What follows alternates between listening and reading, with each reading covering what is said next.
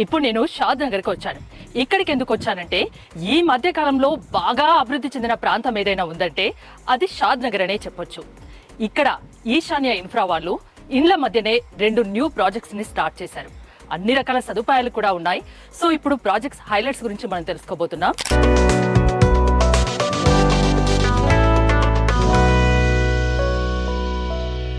ఈశాన్య infra general manager RK నాతో పాటు ఉన్నారు. ఆర్కే గారు నమస్తే అండి, ఎలా ఉన్నారు? బాగున్నాను. ఈశాన్య ఇన్ఫ్రా ఈ ప్రాజెక్ట్స్ ఇప్పుడు మనమున్న ప్లేసే కాక ఇంకెక్కడెక్కడ ఉన్నాయి?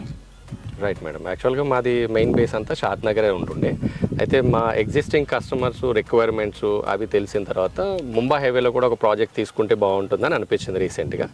సో మేము ముంబై హైవేలో ఆఫ్టర్ కంకోల్ టోల్ గేట్ దాటిన తర్వాత వితిన్ 15 minutes డ్రైవ్లో మనకు ఓక్జెన్ యూనివర్సిటీ వస్తుంది. ఓక్జెన్ యూనివర్సిటీకి ఆనుకొని ముంబై హైవే నుంచి చేస్తే 300 meters ఒక ప్రాజెక్ట్ తీసుకున్నామండి. DTCP and RERA approved also. That is total 11 acres approved layout అది. సో అక్కడ కూడా మేము ప్లాట్స్ ఇస్తున్నాము. సో దట్ ఇస్ రీజనబుల్ ప్రైజ్లో ఇస్తున్నామండి.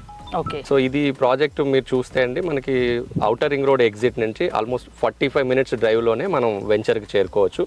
బిట్వీన్ దట్ వెంచర్కి సరౌండింగ్స్ మనకు వచ్చేసి ఆల్మోస్ట్ 500 acresలో ఫుడ్ ప్రాసెసింగ్ యూనిట్ ఉందండి, తెలంగాణ గవర్నమెంట్ ఏర్పాటు చేసింది.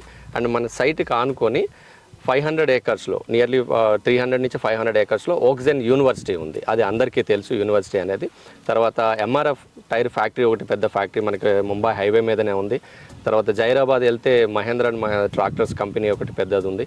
అండ్ మోస్ట్ ప్రెస్టీజియస్ నిమ్స్ అండి, almost more than 12,000 above acres NIMS project ఒకటి వస్తుంది. సో ఇవన్నీ అడ్వాంటేజ్ ఉండటం వల్ల మన ప్రాజెక్ట్ కూడా అప్కమింగ్లో రేట్స్ హైక్ అయ్యే అవకాశం ఉందండి.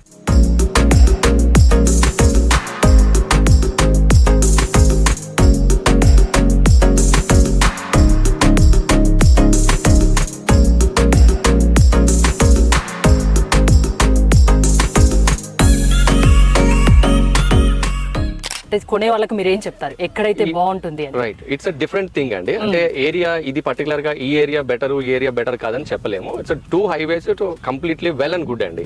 Bengaluru highway as well as Mumbai highway కూడా రెండు కూడా మంచి హైవేస్. ఏ ప్రాజెక్ట్ చేపట్టినా ఈశాన్య ఇన్ఫ్రా బాగా ఆలోచించి చేస్తుంది కాబట్టి దేంట్లో ప్లాట్ కొన్నా అది బాగా ఉపయోగంగా ఉంటుంది, రీవాల్యూ కూడా బాగా ఉంటుంది.